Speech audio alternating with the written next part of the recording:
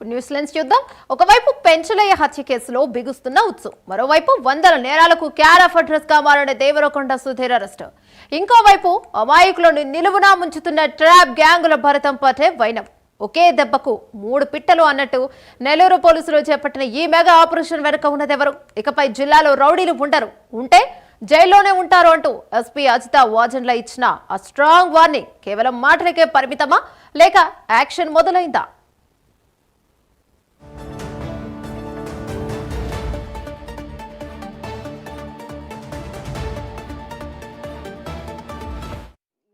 అందరికీ చెప్పడం జరుగుతుంది. రౌడీయిజం అండ్ గ్యాంగ్స్ మెయింటెనెన్స్ అనేది నెల్లూరు డిస్ట్రిక్ట్లో ఆల్రెడీ చేయటం జరగదు. మనం గ్యాంగ్ ఫైల్స్ మెయింటైన్ చేస్తున్నాము. As of now 20 PD acts మనం ఓపెన్ చేశాము. అండ్ ఎటువంటి గ్యాంగ్స్ మెయింటైన్ చేసే వాళ్ళైనా కానీ వాళ్ళు జిల్లాలో ఉండరు, ఉంటే జైల్లో ఉంటారు. దిస్ మెసేజ్ ఈజ్ బీయింగ్ చాలా క్లియర్గా చెప్పడం జరుగుతుంది. ఎవరిని కూడా స్పేర్ చేయటం ఉండదు. క్రిమినల్స్ అన్నాక వాళ్ళకి caste, creed, religion and party affiliation ఉండదు. Any criminal they have to go inside. So this is a message from Nellore district police.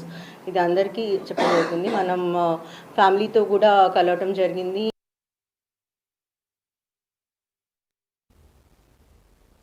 ఒకవైపు పెంచలయ్య హత్య కేసులో బిగిస్తున్న ఉచ్చు, మరోవైపు వందల నేరాలకు క్యారఫ్ అడ్రస్ గా మారిన దేవరకొండ సుధీర్ అరెస్ట్. ఇంకోవైపు అమాయకులను నిలువునా ముంచుతున్న ట్రాప్ గ్యాంగుల భరతం పట్టే వైనం. ఒకే దెబ్బకు 3 పిట్టలన్నట్టు నెల్లూరు పోలీసులను చేపట్టిన మెగా ఆపరేషన్ ఉన్నదెవరు?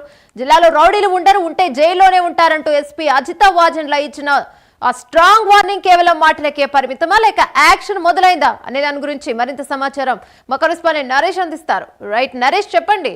ఇక ఎలాంటి సూచనలు చేపట్టారు పోలీసులు? ఇక నిజంగానే జిల్లాలో ఎవరు కూడా గ్యాంగ్లు అనే వాళ్ళు ఇక ఎవరు ఉండరు, రౌడీ షీటర్లు అనేది నిజమేనా? దీనిపై ఎలాంటి వార్నింగ్స్ ఇస్తున్నారు?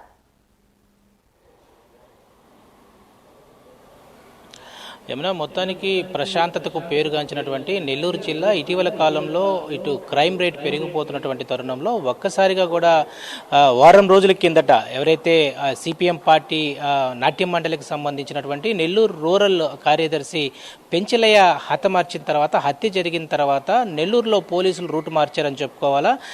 జిల్లాకు సంబంధించినటువంటి ఎస్పీ డాక్టర్ అజిత వెజన్ల ఆమె యొక్క స్ట్రాంగ్ వార్నింగ్తో ఇప్పటికే అక్కడ ఉన్నటువంటి ఆకతాయిలు అయ్యుండొచ్చు, రౌడీ షీటర్స్ అయ్యుండొచ్చు, నేరగాళ్లు, అదేవిధంగా గ్యాంగ్, వీళ్ళంతా కూడా ఒక్కసారిగా కూడా భయపడాల్సినటువంటి పరిస్థితి కనపడతా ఉంది. ఇందుకు నిదర్శనంగా ఇటీవల కాలంలో పెంచలయ్య మృత్యువాత తర్వాత దోషులను పట్టుకున్నటువంటి పోలీసులు ఒక్కసారిగా జిల్లా వ్యాప్తంగా ఉన్నటువంటి ఎవరైతే రౌడీ షీటర్స్ ఉన్నారో, ర్యాప్ గ్యాంగ్స్ ఉన్నారో వీళ్ళందరినీ కూడా ప్రస్తుతం పీడీ యాక్ట్లు పెట్టడం జరుగుతూ ఉంది. అజిత వెజన్ల స్వీట్ వార్నింగ్ ఇస్తా ఉంది. జిల్లా వ్యాప్తంగా ఉన్నటువంటి అనేక కేసుల్లో ముద్దాయిలుగా ఉన్నటువంటి ఎవరైతే కరుడుగట్టినటువంటి ముద్దాయిలు, దాదాపు కూడా మనం చూస్తే కావలిలో ఉన్నటువంటి దేవరకొండ సుధీర్, సో అలియాజ్ ఆయన జయకుమార్ రెడ్డి అంటాము, అదేవిధంగా అజయ్ రెడ్డి పేరుగా అతను మార్చుకోన్నారు. గత దశాబ్ద కాలంగా కూడా నకిలీ గోల్డ్ పేరుతో అనేక మంది వద్ద కోట్ల రూపాయలు తీసుకున్నాడు. అదేవిధంగా దొంగ నోట్ల మార్పిడి కూడా కొనసాగించేవాడు. సో దేవరకొండ సుధీర్పై రాష్ట్ర వ్యాప్తంగానే కాదు, అతని మీద 4-5 రాష్ట్రాల్లో దాదాపు 38 కేసులు పైగా ఉన్నాయి.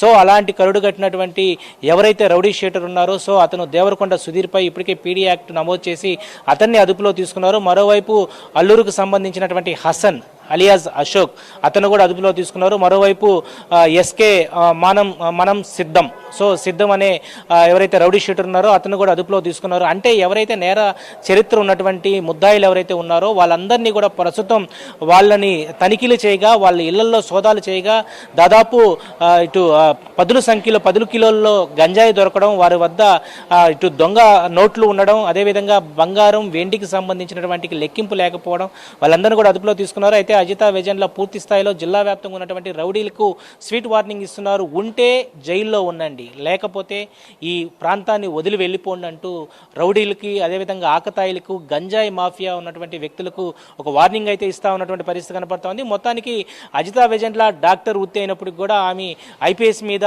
మక్కువతో ఐపీఎస్ తీసుకున్నారు. ఐపీఎస్ తీసుకున్నటువంటి అనతి కాలంలోనే ఆమెకు ఒక మంచి పేరు అయితే కొనసాగిస్తుందని చెప్పుకోవచ్చు. ఇటీవల కాలంలో నెల్లూరులో ఈ యొక్క గంజాయి మాఫియాతో, గంజాయి బ్యాచ్తో అనేక మంది ఇబ్బందులు అయితే గురవుతున్నారు. ఇటీవల కాలంలో మనం చూస్తే సంవత్సర కాలంలో దాదాపు పదికి పైగా కూడా హత్యలు జరిగాయి. సో ఈ హత్యలన్నిటికీ కూడా కారణం గంజాయి అని చెప్పడానికి ఏమాత్రం కూడా సందేహం లేదని చెప్పి ఒకవైపు వార్తలు వస్తూ ఉన్నాయి, ప్రచారం వస్తుంది. ఈ నేపథ్యంలోనే నిన్న పెంచలయ్య మృతికి దాదాపు 17 మంది ముద్దాయిలు ఎవరైతే గంజాయి బ్యాచ్కి సంబంధించినటువంటి వ్యక్తులే హత్య చేయడంతో ఒక్కసారిగా కూడా ఇది రాష్ట్ర వ్యాప్తంగా కూడా సంచలనం రేగిందని చెప్పుకోవచ్చు. పెంచలయ్యకి హత్య కాబడిన తర్వాత 17 మందిని అరెస్ట్ చేయడంతో ఈ యొక్క గంజాయి మాఫియా ఎక్కడి నుంచి ఎక్కడికి వస్తుంది, ఇటు మనం వైజాగ్ నుంచి మొదలు పెడితే చెన్నై బార్డర్ అయినటువంటి నెల్లూరు ప్రాంతం, సూలూరుపేట, తడ వరకు కూడా ఈ గంజాయి కొనసాగుతూ ఉంది. దీని విక్రయాలు ఎక్కడ జరుగుతున్నాయి, దీనికి మూలాలు ఎవరు, దీనికి ఉన్నటువంటి వెనకాల బడా నేతలు ఎవరు, రాజకీయ నేతలు ఎవరు, దీని వెనకాల నడిపిస్తుందని ఎవరని దాని మీద కూడా పూర్తి స్థాయిలో కూడా నెల్లూరు జిల్లాలో ఉన్నటువంటి వ్యక్తులపై అయిండొచ్చు. అదేవిధంగా అనేక విద్యా సంస్థలు ఈ గంజాయి